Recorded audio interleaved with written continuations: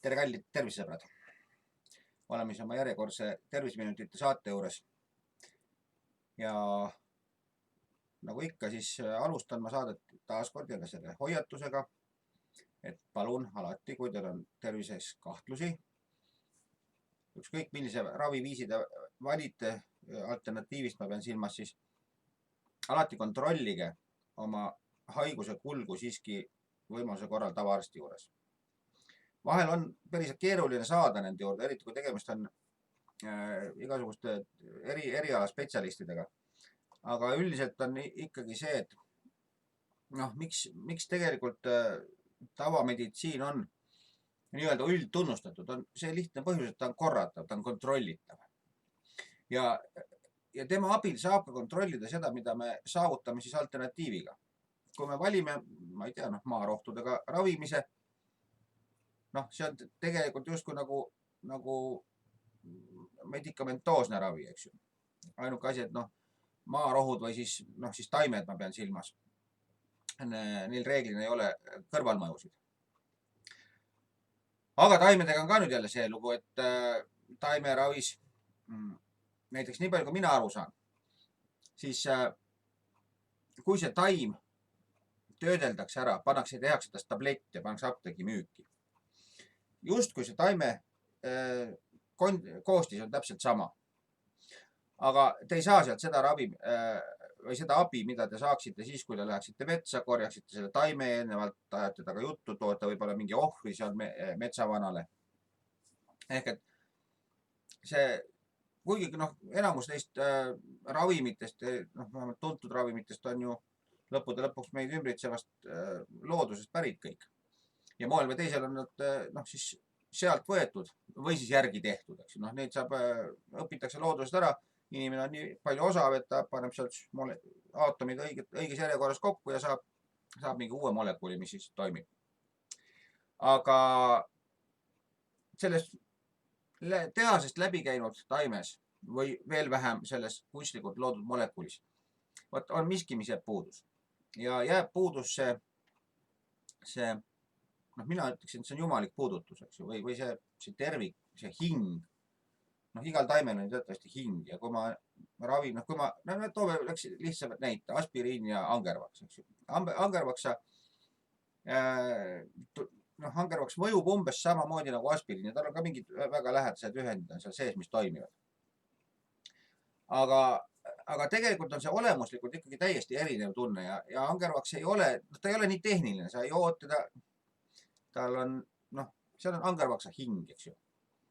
Ma viimati tegin siin angervaksa veini, okei, seal on nüüd plussid ja miinused on üsna tugevasti vastuolus, et üldiselt veiniga ei maksa liialdada, jah, sest alkohol on ikkagi üsna karm koormus organismile ja see häda, mida me alkoholiga organismile teeme, see on ka loomulikult jälle tuleb mingitest, kui me möödunud kord rääkisime siin maksast, et joobama maksab lönniks, sest joomine reeglina on viha alla surumine. Ja viha jälle omakorda käib läbi maksa ja hävitab seda. Kuigi seal nüüd, ütleme, puhttehniliselt või meditsiiniliselt on teised mehhanismid, miks see tsirroos tekib. Aga see on see vaimne põhjus. Aga nüüd see selleks, et nüüd on nii-öelda sissejuhatusena on meil tehtud. Ja nüüd siis täna me alustame oma juttu sellisel teemal nagu huuled. Huuled on meie näoosa kõigepealt, on üks väga väljendusrikas osa. Huultega me ütleme. Ma nüüd loen lausa ette, mis siis huultel esinevad haigused on. Huultel esineb kasvaja, lõhe, tummaks jäämine, herpes, huulte kuivus, jänesemokk, halvatus ja vähk. Nii. Ja metafüüsiliselt on nii, et huulte ülemine huul on seotud sisemaailmaga ja alumine huul on seotud keskkonnaga. Ehk et ülemisel huulel tekivad erinevad hädad, muidugi enamus neist huulte hädadest on siis nagu kõikide, näiteks huulte kuivus on ju seotud nii ülemise kui alumisega. Aga samas mingi kasvaja või asi tuleb kas ülemisele või alumisele. Ja vot selle järgi me nüüd saame aru, kas see probleem, miks meie huuled on nüüd kahjustatud, tuleb siis sisemaailmast või siis välismaailmast. Ja nüüd siinkohal ma tahaksin tegelikult rääkida sisemaailma ja välismaailma olemusest üldse. Nimelt, me oleme harjunud mõtlema, et välismaailm on midagi, mis ei ole meie, midagi meist välist. Mina näen seda vaimselt tegelikult niipidi, et välismaailma on nagu meie alateadvus nähtuna pahupoolelt. Et nagu meie alateadvus punnitaks välja ja siis me näeme seda punni väljast poolt. Ja siis ta näeb selline, sellistest sümbolitest ta paistab meile. Teine asi, seda välismaailma võib ka nimetada hingeks. Ta tegelikult, minu arvates ta ongi hing. Hing ongi nagu sobilikum nimetus, kuigi ta on, vähe teaduslikumalt on ta alateadvus. Aga et kui me jagame nii-öelda egoks ja hingeks inimese, siis ego on see siin sees, minu mõtted, minu tunded ja välismaailm on hing. Ehk siis see, millised probleemid minu hinges on, need tulevad siis mulle vastu nii-öelda välismaailmast. Ja sellepärast on muide väga tähtis hingehoid. Sest kui meil hing on puhas, siis meie suhe välismaailmaga on harmooniline. Kui meie hing on haige, on seal hirmud, mingid hingehaavad, ütleme. Hirmud on meil siiski egos, aga tegelikult need alateadlikud hirmud, mida me ei tunnista või mida me ei teadvusta iseenda osana. Need jäävad sinna hinge poolele. Ja mina isiklikult näiteks kogengi maailma sellisena, et mul ei ole, et siin on mina ja seal olete teie. Et ma olen siin, siin on see minu ego pool, minu egoteadvus ja see, millisena ma näen välismaailma, see on minu hingeteadvus. Ja kui mu hingeteadvus versus egoteadvus on mingisugune konflikt, siis see on mul nüüd mingi probleem, mis mul nii-öelda maailmas toimub.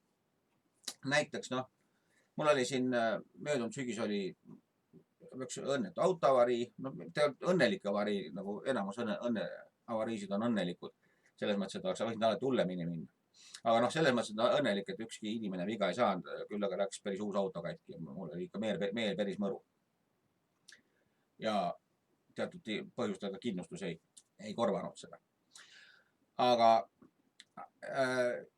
kui nüüd juhtub, ma toon selle lihtsalt näiteks, kui see oli üks vastik sündmus, ma olin endast väljas, ma olin üsna hirmune, et kui palju see nüüd minu elu kvaliteeti alla tõmbab. Aga siis ma hakkasin ka mõtlema sellest seisukohast, et see on nüüd minu hing. Tegelikult, see on minu elu siis, ütleme niimoodi. Ja ta tahab mulle midagi öelda. Ja ta tahtis mulle öelda, näed, vaata, siis ta tekitas minus mingi, ütleme, sealt juhtus selline sündmus, mis tekitas minus ühe mingisuguse tunde. Tõi teadvusesse mingi tunde, mille mitte teadvustamine ehk alateadvusesse surumine tegi hingele kogu aeg haiget. Ja hing tahtis sellest tundest vabaks saada. Seega ta tekitas välismaailmas sündmuse, mis pani minu ego tundma seda düsfunktsionaalset tunnet, et ma tunneksin ta ära, saaksin temaga tegeleda, saaksin ta läbi mõtestada ja saaksin tast vabaks. Vaat sellisel meetodil siis see hing nii-öelda toimis. Nüüd huule puhul oleks siis, ütleme, kui seda avariid ei oleks tulnud, mis oli nüüd tõi selle probleemi nähtavale. Aga see probleem oleks seal pikka aega vegeteerinud kuskil alateadvuses põhjas.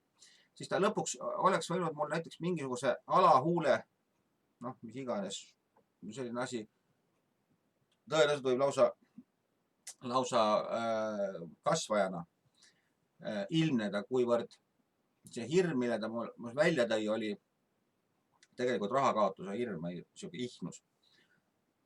Ja ilmajäämise, hätta jäämise hirm. Selle ta tõi mul esile. ja ehk puuduse hirm. Ja see tähendab seda, et ta oleks väljendunud minu huule peale mingisuguse üleküllusena, noh, nagu kasvaja on, eks ju, kasvaja on, midagi on liiaga. Aga kui teil on midagi liiaga, siis selle pahu pool on see, et teil on millestki puudu või teil on puuduse hirm. Teil ei ole puudus, aga teil on puuduse hirm. Sellisel viisil ta siis oleks nagu alahuule peal see asi ilmnenud. Vot, aga nüüd uutest veel edasi rääkides, siis huulte üks väga-väga levinud haigus huulte peal on huuleherpes. See on siis selline haigus, kus löövad mingid villid välja, nad on üsna valulikud. Ja kelle nad siis välja löövad? Vot, huuleherpes on põhimõtteliselt nüüd seotud vastassooga. Ta näitab, et see, kelle see huuleherpes nüüd välja lööb, ta põhimõtteliselt arvustab väga, väga karmilt mõnda vastassoo esindajat. Mingil põhjusel, eks ta tavaliselt on siis nüüd meie abikaasa või mingi poiss, siis poiss või tüdruksõber, eks ju. Ja see arvustus on nii karm, et ta põhimõtteliselt see nagu laieneb kogu vastassoo peale. Ja ühtasi muidugi huuleherpes teatavasti on ju ka selline asi, et see takistab suudlemist. Ehk et siis metafüüsilise põhjusena, miks see haigus tekib, ta annab meile vabanduse mitte suudelda. Ehk et kui me, ütleme nii, et meil see vastassoo esindaja käib millegipärast närvidel, me ikka tunneme, et näiteks ma ei tea, ma olen naiste rahvas ja tunnen, et toon sellisest labase näite, et kõik mehed on sead. Minu ema muidugi eriti, eks. Ja naiste kohta ei too näidet, sellepärast, et naised on ilusad olendid ja näited naiste kohta eriti inetud tavaliselt. Aga siga on siuke armas loom ja oletan, et mehed on kõik sead. Ja minu oma eriti tundub mõne, ma ei tea, räpanne või käitub nagu siga või. Aga ma surun alla. Ma surun selle tunde alla. Nagu ikka pange jälle tähele, et alati, väga sageli on just tunnete alla surumine tuleb haigusena välja, eks. Ja huuleherpesena tuleb ta välja sellisel juhul, kui ma olen juba peaaegu välja ütlemas. See pagana siga, ära käitu nii. Aga ma surun selle viimasel hetkel tagasi. Ja ta jääb nagu huulte peale rippuma see süüdistus. Ja vot see süüdistus siis tulebki sellise vesivillina välja. Et üks vesi on tegelikult ju üldse nagu emotsioonikeha või veega seostatakse emotsiooni ja vesivillid siis ka vastavalt on mingisuguse emotsiooni välja purse selle koha pealt. Et siis, kui need huuleherpes kipub sageli külastada, ta on muidugi väga levinud haigus ja üldiselt herpesega on niimoodi, et kui see viirus on kord juba kehas sees, siis ta jääb sinna kogu eluks. Ja ta lööb välja mõningatel hetkedel, kui immuunsüsteem on nõrk.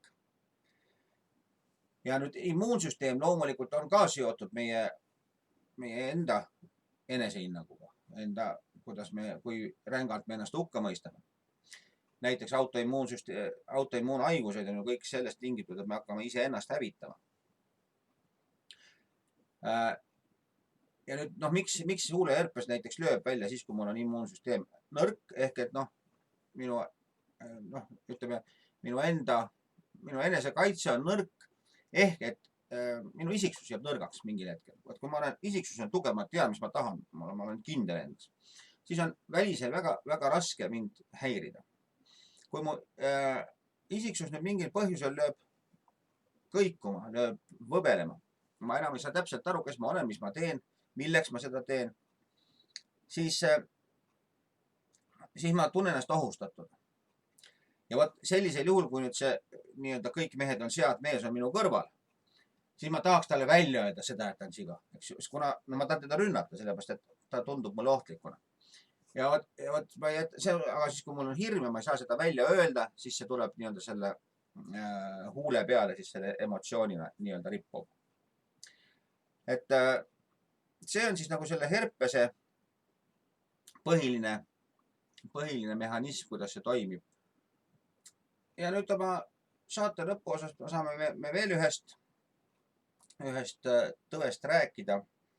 Ja nagu meil herpese puhul juttu oli vesivillidest ja et vesi on seotud emotsionaalkehaga, siis viimane teema on vesipea. Ehk vesipäisus, mis puhul see avaldub, kelle see tekib. Ja vesipäisus nüüd tekib üldiselt inimestel, kes kuhjavad oma emotsioone. See ei ela neid, jälle taas muidugi alla surumine, eks ju. Aga et nad kuhjavad oma emotsioone enda sisse ja lõpuks tekib neil selline asi, et nad nagu ei tee enam vahet, kus olen mina ja kus on minu emotsioonid. Ehk et nad mitte ei püüa, vaid kipuvad nende emotsiooniga samastuma ja neile tundub, et mina olengi see emotsionaalkeha, eks ju. Ja muud mind ei olegi. Ja see siis peas, vaata, kuna vesipea tähendab seda, et koljusse või aiu hakkab vesi kogunema, eks ju. Ehk kuhjuvad emotsioonid. Siis nad suruvad selle mõtteaparaadi laiali ja hävitavad seda ajukude. Seal tekib ka suur ülerõhk ja see hakkab ka ajukudet hävitama. Ja võt, kui nüüd inimene kaldub nii tohutult emotsioonidesse, siis ta, ütleme nii, et kui emotsioonid ujutavad kõik üle, kui ma olengi emotsioon ja muud mind ei olegi, siis see mõtlev ego, mõistusaparaat, kui teda liiga palju on ka halb, eks ju. Aga kui ta täitsa ära kaob, siis me ei jää nagu inimest järgi. Alguses me loomastume ja siis me sureme hoopis ära. Aga jah, et see ja vesipäisus muidugi ta põhiliselt on ta probleem selles, et sünnivad vesipeadega lapsed. Siis üks versioon on see, et see emotsioonide ületähtsustamine tuleb kaasa eelmisest elust. Mina näen seda, see on ka loomulikult, see on üks asi seal. Aga ma näen seda ka sellisena, see eelmise elu kaela ajamine on suhteliselt tulutu tegevus, sellepärast, et see, mis eelmises elus oli, võtame teadmiseks ja siis.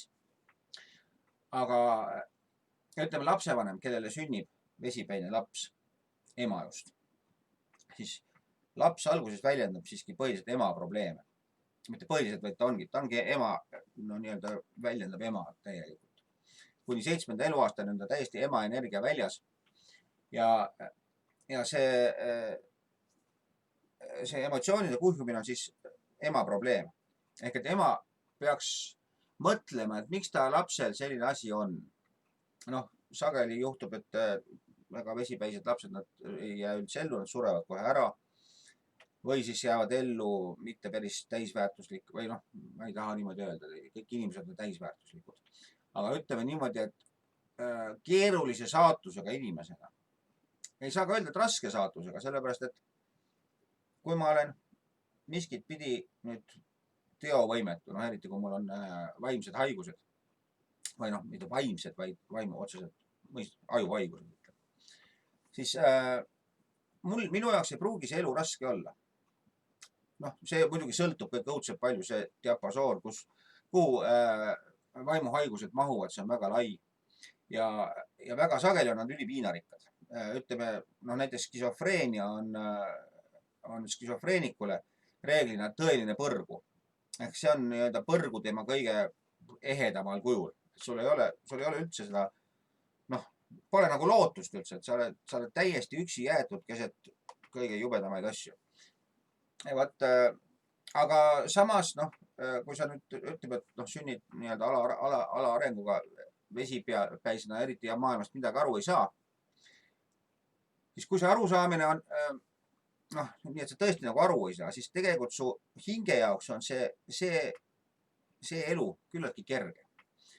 See võib isegi olla, ütleme, öeldakse, et need, kes sünnivad selliste sünnipäraste invaliididena, et nad sünnivad sellepärast, et see on nagu hingele puhkuse elu. Nad sünnivad praktiliselt teovõimetutena. Ja siis kogu elu teised teenindavad, ikka teenindavad, kui sa oled ju sant, siis ei jää muud üle, kui kõik peavad su eest hoolitsema.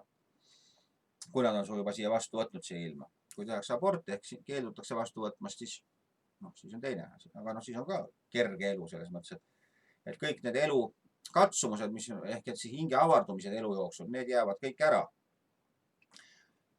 Ja need reeglid, hing avardub tegelikult läbi ikkagi, nimetagem neid kannatusteks või katsumusteks või õppetükkideks või ühesõnaga mingisugune mugavustsoonist väljaminek peab toimuma, et hing avarduks. Ja selles mõttes, kui sa sünnid alaarenguga ja sa ei lähe terve elu oma mugavustsoonist välja, sa juurde eriti mitte millegi kallal, sa võid näida, ütleme nii, et teised inimesed vaatavad, et issand, kui õnnetu inimene. Sellepärast, et nad oma mõtteaparaadiga samastuvad sinuga. Ja siis mõtled, kui ma oleks nii abitus olukorras, küll ma siis oleksin õnnetu. Aga tegelikult olles ise selles abitus olukorras ja sellises mitteadekvaatses seisundis, ei pruugi see mõiste, et ma olen õnnetu, ei pruugi üldse minu kohta käia. Ta on nagu mõttetu selles mõttes, et mismoodi saab olla õnnetu keegi, kellel üldse puudub mõiste õnn või õnnetus. Et vot, nii palju siis sellest vesipeast, väga pikalt me täna ei rääkinud, aga ma arvan, et mingi suures piiris sai nii-öelda vihjed antud. Aga sellega ma siis täna vist lõpetaks ja ärge unustage kindlasti tellimast meie kanalit ja kirjutage sellele meilile, mis siin all on. Ma teile kindlasti vastan. Ma üldiselt ei hakka, reeglina ma ei hakka saates neid väga ette lugema. Vahel, kui mõni võib-olla tundub huvitav, siis loen ka saates ette. Aga üldiselt ma vastan kirjalikult absoluutselt kõigile selles mõttes, kui teil küsimusi tekib, kirjutage julgelt. Aga tänaseks kõike head ja nägemist ja tšau-tšau!